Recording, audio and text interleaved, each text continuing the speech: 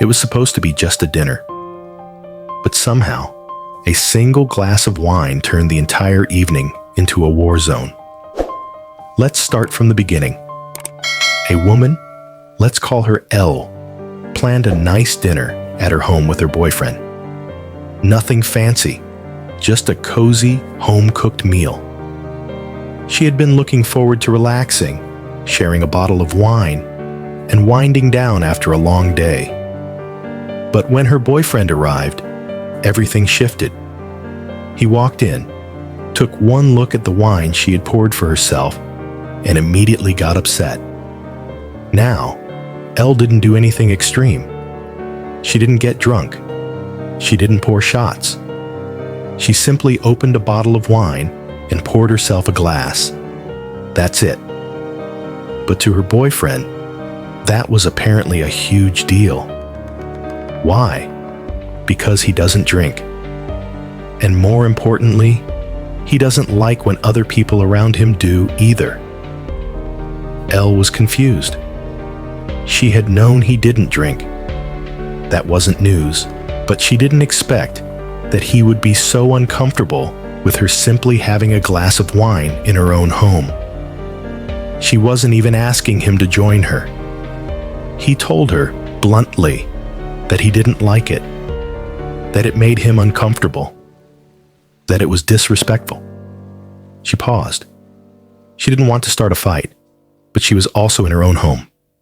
It was her wine, her evening.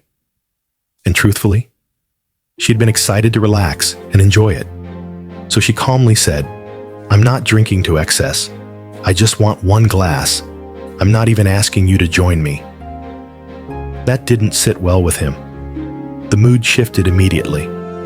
Tension filled the room like thick fog. The evening moved forward with awkward conversation, clipped tones, and long silences.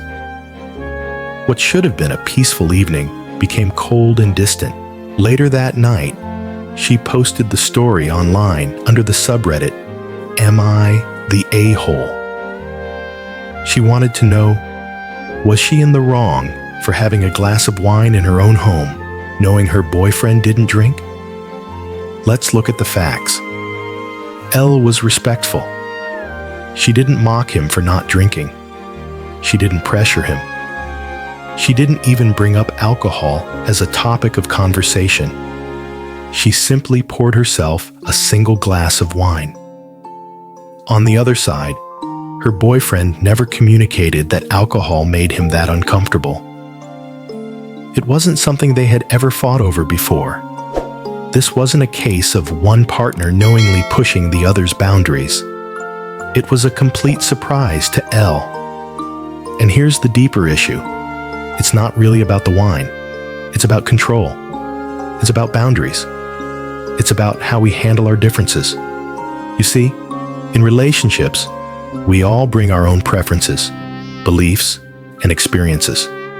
For some people, alcohol is just a drink. For others, it's a trigger.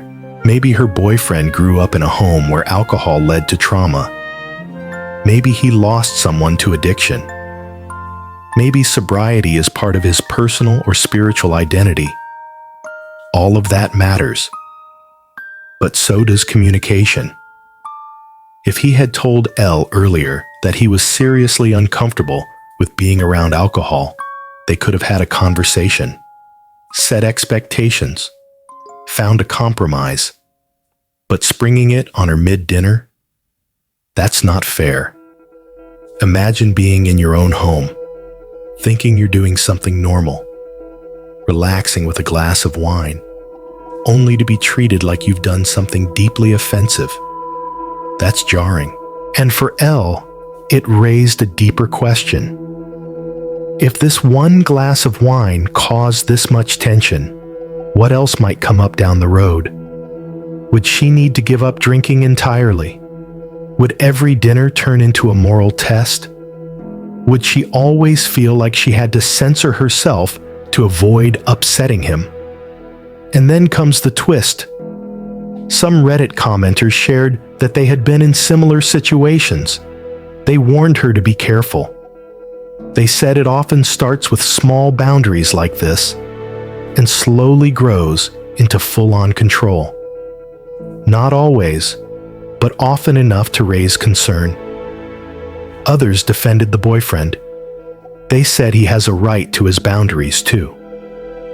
That just because alcohol is socially acceptable doesn't mean it's okay to ignore someone's discomfort with it. They made a valid point. Respect goes both ways. So who's right? Let's break it down. If your personal boundary causes someone else to feel like they're constantly walking on eggshells, that's not a healthy dynamic. But if your partner knowingly does something that deeply hurts or offends you, even if it seems small, they're not being considerate. This story becomes a masterclass in boundaries, mutual respect, and emotional intelligence. Relationships don't survive because people agree on everything. They survive because people learn how to navigate disagreements with kindness, clarity, and compromise. Elle isn't the villain for drinking a glass of wine in her own home. Her boyfriend isn't the villain for having discomfort with alcohol. The problem is how they handled the clash. Now, let's dig a little deeper. In American culture, drinking is common. From backyard barbecues to weddings to casual dinners, alcohol is often part of social life. But more Americans than ever are choosing sobriety for health, personal, or spiritual reasons. The sober curious movement is growing fast. That means more and more couples are navigating this dynamic. What happens when one partner drinks and the other doesn't? Here's what healthy couples do. They talk about it before it becomes a problem. They ask questions like, "How do you feel about me drinking around you?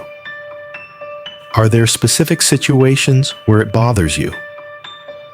Can we find a balance that respects both of us?"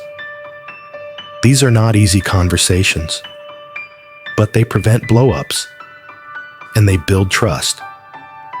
What happened to Elle could have been avoided with one honest talk early on. Instead, the boyfriend made a silent assumption that because he didn't drink, she wouldn't either, at least not around him. But that was never agreed upon. Assumptions destroy relationships. Expectations, when not clearly spoken, become ticking time bombs. So what should Elle do now? That's the part that left Reddit divided. Some said, "Run. This is the first red flag of many." Others said, "Talk it out. Maybe he just needed to express himself better." And here's where the inspiration comes in. This story isn't just about one couple. It's about all of us. We all carry invisible lines. Things that trigger us. Things we tolerate. Things we cherish. And when we come together with someone else, those lines will eventually clash. It's not if, it's when. The goal isn't to find someone whose boundaries are identical to yours. The goal is to find someone who respects your lines while helping you understand theirs. That's how love grows. Through understanding, through compromise, through the uncomfortable, sometimes messy work of empathy. Now here's where I get personal. If I were Elle, I'd have a very honest talk with him. I'd ask, "Is this just about alcohol? Or is there a bigger issue here?" And then I'd listen. If his discomfort comes from trauma, then that matters. But if this is about control, about expecting her to change who she is without ever voicing his needs, that's a red flag. Because love doesn't demand silence. Love doesn't make you feel wrong for being yourself in your own home. Love invites you to the table, not to demand compliance, but to co-create a space where both people feel seen, heard, and safe. So, was Elle the a-hole for pouring herself a glass of wine? No. She was just a human being trying to enjoy a moment. And in that moment, she discovered a fault line in her relationship. Now it's up to her and him to decide whether they can build a bridge over it or whether it's better to walk away. And here's where I leave you, the listener, with a question. If someone asked you to give up a small joy, like a glass of wine, for their comfort, would you do it? Or would you draw a line in the sand? Let me know in the comments. Do you think Elle should compromise? Or is this a deal breaker? This has been AITA Stories. Don't forget to subscribe for more real-life dilemmas that make you think, laugh, and maybe even cry. Thanks for listening.